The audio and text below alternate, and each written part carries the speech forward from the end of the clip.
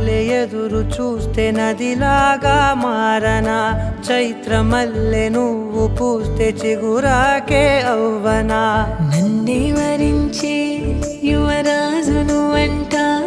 నీ యువరా